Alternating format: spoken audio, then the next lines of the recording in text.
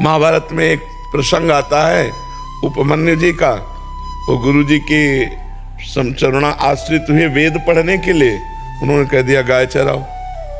तो उनकी बहुत सी बड़ी गौशाला थी, जंगल में चले जाते और गाय चराते। 15 दिन बाद आए तो बड़े हष्ट पुष्ट।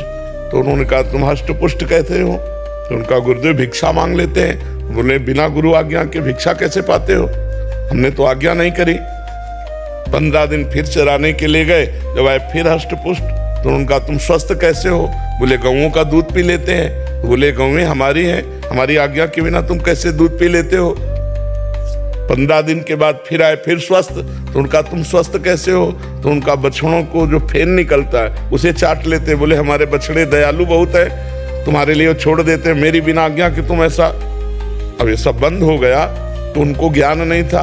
अकौड़े का वृक्ष होता है, छोटा सा पौधा, उसमें फूल होते हैं, भगवान शंकर को चढ़ाए जाते हैं। वो उनके पत्ते खा ले और वो जहरीले होते हैं। तो उनकी आंखें अंधी हो गई, वो एक कुएं में गिर गए। 15 दिन बाद गए नहीं तो शिष्यों के साथ खोज की, जहां गौएं चरा रहे थे आवाज लगाई तो उनका गुरुदेव मैं कुआं में पड़ा हुआ हूं। कैसे? मुझे पता नहीं, किसी वृक्ष के हमने पत्ते खा लिए जिससे हमारी आंखों की ज्योति चली गई और मैं इस अंधेरे कुएं में गिर गया। तो उन्होंने मंत्र बताया अश्वनी कुमार जी का कि इस मंत्र का जप करो, उच्चारण करो। देखो अभी देव वैद्य अश्वनी कुमार आ जाएंगे, महाभारत में इसकी कथा।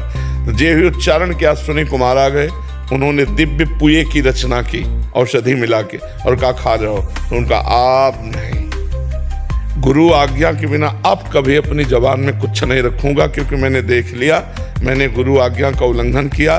15 दिन उपवास करके मुझे गुरु जी के पास पहुंचना चाहिए था और फिर वो मुझे उपदेश करते क्या खाना है, तब मैं खाता। लेकिन मैंने अपनी मनमानी की, आज के बाद कभी नहीं। तो बोले फिर अंधे बने रहोगे? तो उनका जन्म भर अंधा रहना ठीक है, लेकिन गुरु आज्ञा का उल्लंघन नहीं करूंगा।